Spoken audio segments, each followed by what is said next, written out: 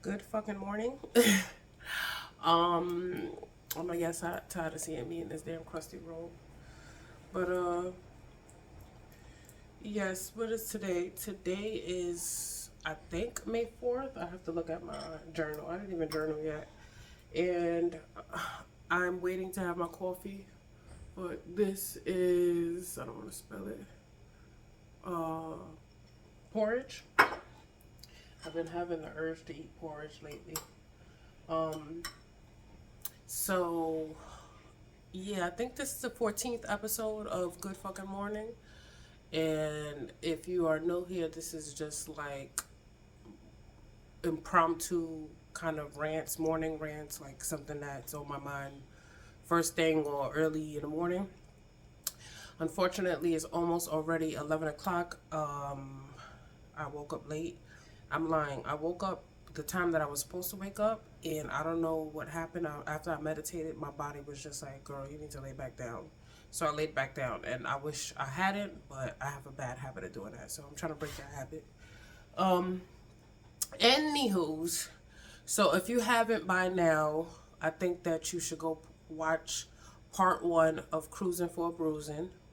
And I'm uploading part two either later on today and it's going to launch tomorrow. I'm going to upload it tomorrow and it's going to launch tomorrow. It's just depending on, how my day goes today. I got a lot going on. My son is going to prom. He's not going to his own prom. He is going to this girl's prom that he's been talking to. If you don't know, my son is 18 and he's soon to graduate high school. So I guess the girl wanted him to go to her prom, and he agreed. So yes, I'm dealing with that. We got to get him measured and everything this weekend. And then he graduates May 31st. And I just got back from that cruise not too long ago, so I'm still kind of like wobbly, but I've been doing good. But like going to the gym and trying to get my 3 meals a day because I told myself that I need to start eating 3 meals a day. That's just what I need. That's not, and there's no scientific reason for that for anybody else. But anywho's, I don't know if y'all remember, but remember I was like trying to rearrange and renovate my apartment. I kind of fell behind with that. I fell behind big time. And I had cleaned my place up fairly well, but now it's kind of back looking crazy. So yeah, I got like papers on the table I need to organize. Um, yeah, I want to get rid of one of my couches. So I'm saying all that to say that I have a lot going on, okay? So anyway, oh, my stomach, I don't know what's going on. If you haven't seen Cruising for a Bruising, on Cruising for a Bruising, um, like maybe 3/4 of the video was like me being upset at my boyfriend because we had got into it while we were on a cruise. Um, I just felt like he had an outburst and he was like speaking and screaming and carrying on, and I reacted. Basically, I put my hands on him. So we were both in the wrong. Um, yeah, so it kind of put a damper on the trip initially. We, ended up making up or speaking about it. I don't completely feel resolved about it, but I'm working on not holding grudges and like letting stuff go or whatever.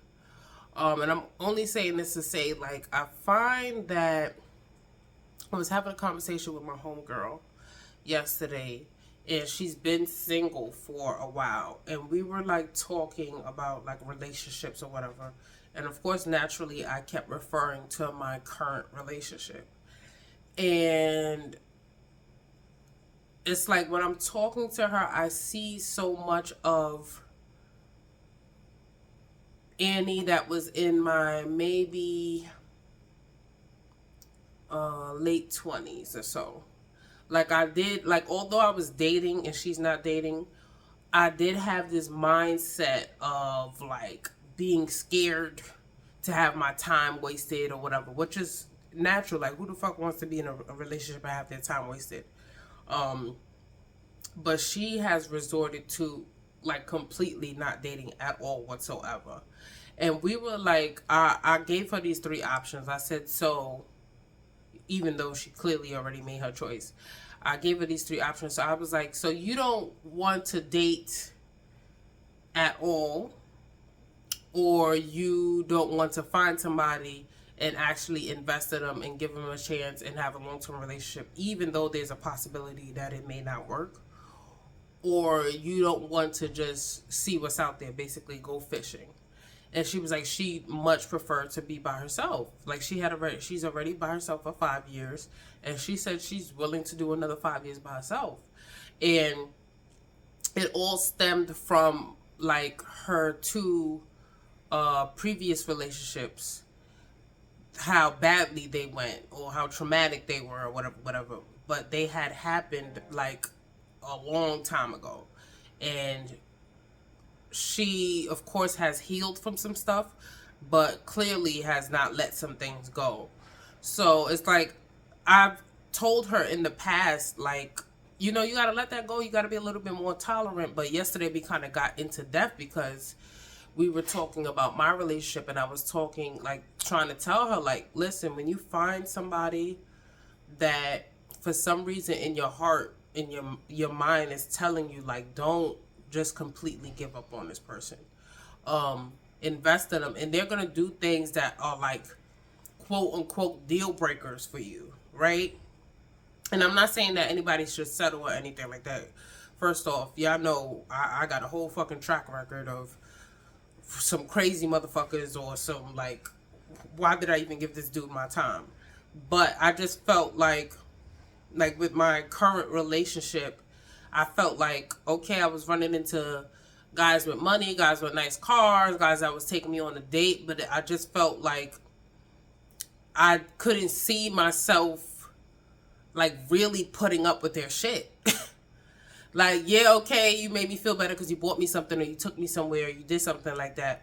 But then after a while, that wasn't even enough for me. It was like, I don't give a fuck about what kind of date you take me on or what kind of car you drive. Like, I don't like you. Like, you know, you got to come to the realization. Hold on. Sorry. If you've never heard me sneeze, congratulations. You just heard it. Yeah. Like, the relationship I was in with Mr.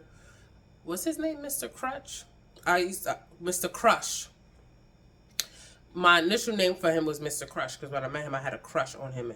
So y'all know that turned into something that I took the story time down. I had to take it down because he turned out to be a stripper and all of that. But like, people who knew me started to like figure out who it was and shit, and I just didn't need them going back to him or getting into it with him or anything like that. But I didn't like him. I didn't like him as a person. I didn't like some of his personality traits. I found that when we were in a friendship setting and around other people, he was okay. But I found that when we were in a relationship, it kind of was like, damn, I don't think I like this person. And I tried to sit it out because he was attractive. We already had sex. And I did feel at one point he was cool. And it's like all these reasons people make up to stay or stick or try to make something work with people that they genuinely don't like. Like, I've accepted that there's been relationships that I've been in. Hold on, guys. How do you do this? Okay, sorry. The video didn't stop. That there's been relationships that I've been in that I genuinely did not like the person, and I was just trying, you know, I've been conditioned to believe to thug it out or stick it out or struggle with this person. So after, of course, I've learned my lesson. I had to learn it a few times. So I was telling her, like, of course, you got to set boundaries. And yeah, there's deal breakers. Like, absolutely not. I'm not accepting that. But I was like, in my current relationship, there was things that I was like, I've walked away from. I've left him for. We broke up and then got back together. But something genuinely in my heart was like, you know, this is somebody that I feel deserves another chance. And if I had to give him 3 more chances, I was willing to at the time, especially in the beginning when we were like when we first started talking, everything was cool. But then when we started to like really get to know each other and start to see flaws in each other or character traits, that was like, damn, this is fucking outrageous. But like, I felt the need to stick it out. You know what I'm saying? So I was just telling her, I was like, yeah, I get that. Because I don't know about y'all, like, I'm a horoscope person, but I'm not that deep into it. But I do find that Capricorns are very intolerant. We can be very, like, no nonsense, like, oh, you made a mistake. Oh, you had a big booger in your nose. I'm never going to fucking talk to you again. Like, that's how we can be. So, speaking of this man, my boyfriend sending me fucking reels. Ain't even called me to say good morning. And he better not call, because I'm not going to pick up right now. I'm recording. But anywho, we can be very intolerant, and I find that I was like that for a minute, but what ended up happening to me is that I was in pointless relationships. You know what I'm saying? Like, I will be with somebody and I'll be with them 4 or 5 months or 6 months or whatever the situation is, and then when they did something that I didn't like, I was just like, oh, no, trash. There you go, you're in the trash now. I left them alone. You know what I'm saying? So I was like, at what point am I going to stop doing that to people? You know what I'm saying? Because, I think we don't consider that the person that we're dealing with is having a human experience as well as we're having a human experience. We tend to just be like, you know, you think about your own needs or your own standards or your own boundaries, and it doesn't really seep in, or it doesn't really occur to you that this person, there's a different angle, a different perspective, you know what I'm saying, that you have to consider when you're in a relationship. So I was trying to, you know, explain that to her. And this person is extremely intelligent. I don't think I was saying anything that she didn't know. It's just that I feel like she should forgive herself for being in those previous relationships and allowing certain things to happen to her, or putting up with certain things, because now it's to the point where she doesn't want anything completely at all whatsoever. When she actually does want it, but she's convinced herself like, no, I can't deal with it because it's going to fail. And it's like, there's people that's in marriages for 20 years. There's people that's together 5 years and it doesn't work out. You know what I'm saying? Like, there's no guarantee when you're with somebody. Like, you can be madly in love. You can go through the trials and tribulations with somebody. You can have children. You can get married.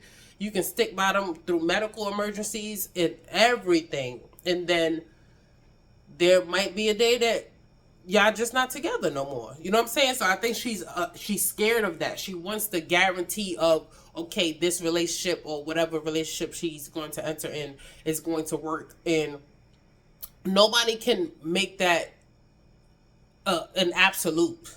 You know what I'm saying? Like, you can take vows with somebody. They can promise you that they won't cheat. They can promise you that they won't leave you.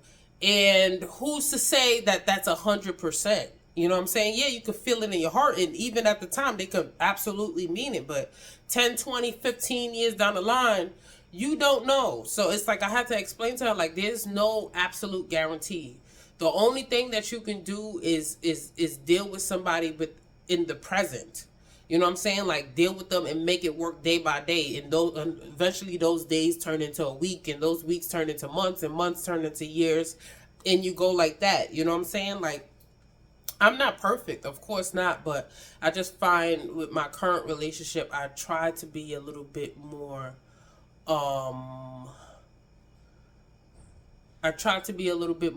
understanding of what it takes to make something work.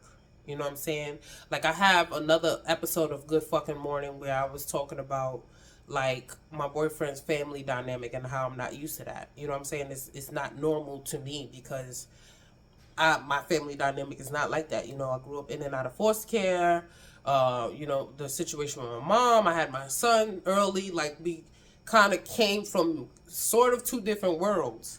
So, I find that particularly people who come from a close-knit family or have both parents or whatever the situation is, they tend to be able to sit things through with you. You know what I'm saying? They're used to it. They're used to bickering and going back and forth with whoever in their family, and then they just got to make up. So when you find somebody like me that's kind of like, quote unquote, a lone wolf, it's not that I don't have family, of course. I have siblings that I absolutely love. But it's like I'm used to doing things by myself. So when somebody comes into my life and they don't do what I want, or they don't act a certain way, or I need something from them and they don't immediately give it to me, of course my natural reaction would be like, well, I don't need you. You know what I'm saying? Because I'm so used to standing on my own. So I've started to condition myself to kind of get rid of that mentality. And I just want her to basically start to get there, to be open to the process. Um okay, 15 minutes. So, yeah, yeah, I thought that conversation yesterday was interesting. I told her, because we were talking to my other friend, and he was like, he gonna tell her, oh, sit in a coffee shop and meet somebody that way. And it's just like, that's kind of outdated. Like, guys aren't approaching girls in the manner that they used to before. Like, technology has gotten everybody's face so buried in their phone, or a guy sees you, and it's like, even if he does want to talk, it's like he has to be mindful of your personal space, or offending you, or you might feel some type of way because he approached you. It's so many different factors as to why men and women don't speak to each other in the manner that they used to, like approach each other or whatever. So yeah, I just, of course, people still do it. It's just that it's changed. Times have changed. So I told her, like, although online dating can be a fucking headache and it can be a lot and overwhelming, I just feel like it's the safest way to meet somebody, especially when you're kind of introverted. You know what I'm saying? Or you're just getting back on the scene, because it allows you to deal with people only over the phone. And if you don't like something, you could block them and move on with your life. You're not obligated. Whereas somebody's in your face, is like you kind of, put on the spot. So let me know what y'all think. Do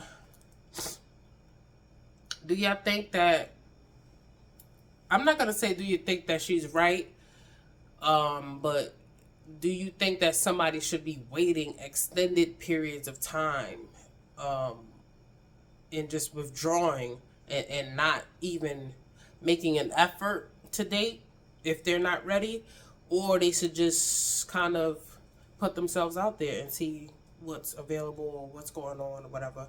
Because I didn't want to overstep her boundaries and tell her, oh, you need to date, but it was just kind of like her reasoning behind it was kind of like, I identified with it, to, of course, to a certain extent. And I just find that I feel like she's a good person.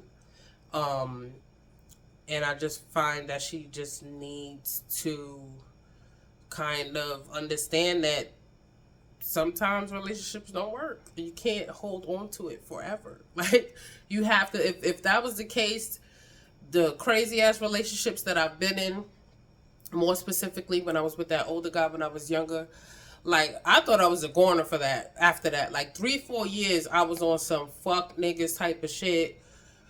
3-4 dates a week, free meals, pay my rent. Like, I wasn't trying to hear shit. And then it's like, that doesn't really do anything for you on a spiritual level. You know what I'm saying? That doesn't feed your soul. And if this, your soul and your spirit and your mental and your emotions and your body is something that you care about, of course, you're not going to continue to behave like that. Like, there's some people that don't give a fuck about none of that. You know what I'm saying? They're on a rampage.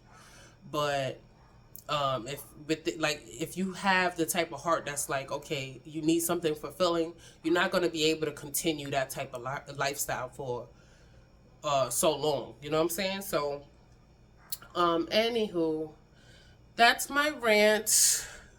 Made good time because it's 19 minutes and some change, and I hope y'all having a good day. I broke my nail at the gym.